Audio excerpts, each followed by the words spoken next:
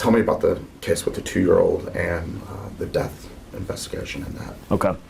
So sometime after about 11 o'clock last night, our deputies received a call about a 2-year-old that had possibly had been found deceased in a home on Centerville Road. And of course our deputies responded and confirmed that there was a deceased 2-year-old, and investigations was called out. Investigators responded, and they found a 2-year-old little girl that had been deceased probably for some time, and some time meaning at least a day or two. And it was a very hard scene, very brutal scene, to where it's been tough on our investigators for sure, and of course the deputies that responded.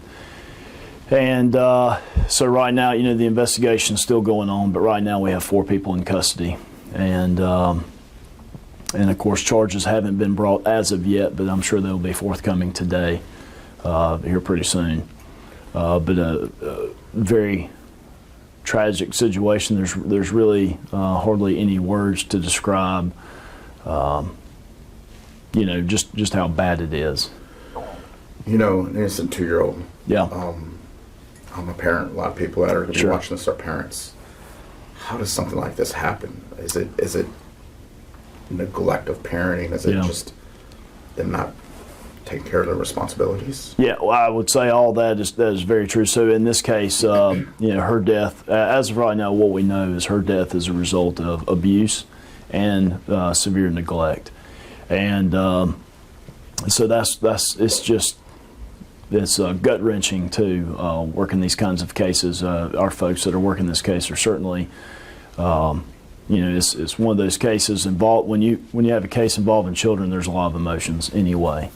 So, but this case is going to, as this develops further and the charges come out, people will see that it's a very tragic case of abuse and neglect that should have never happened.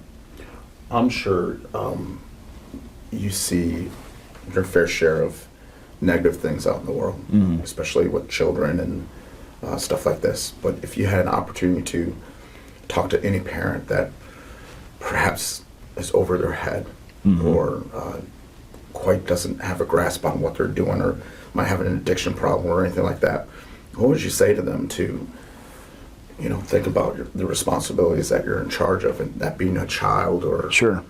Children are innocent, and it's if you're going to have children, it's your responsibility to take care of them. And obviously, my feelings on it is if you can't, if you feel like you can take care of your child appropriately, or you have thoughts of abuse towards that child, I would say bring them here. Bring them here, and we'll take care of them. We'll figure out what we can do to help that child, and of course we're going to look to do whatever we can to help that child in that situation. This particular case is probably, as far as talking to our folks here at the office that are a part of this investigation, is probably the worst case that they have ever seen or dealt with.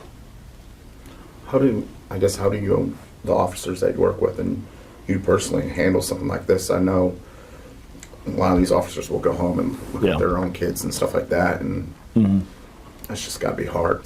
It's extremely hard, and especially, it's obviously hardest for the ones that are closely dealing with this case and investigating it. Whether it's the deputy that arrived first on scene, to the detectives that took over the investigation, to even the deputy coroner that's helping us with the investigation. I've already heard how hard it's impacted him and our investigators. And we're human too, and most of us have children, and to see something like this is extremely sad. And you can't help but it touch your emotions. Probably if there was a one comforting factor to this is to know that she's in heaven right now with her Lord, so, and not in any pain and not being abused anymore. So that's about the only comfort we have in this case, other than the fact that we're going to pursue as much justice as we can in this case.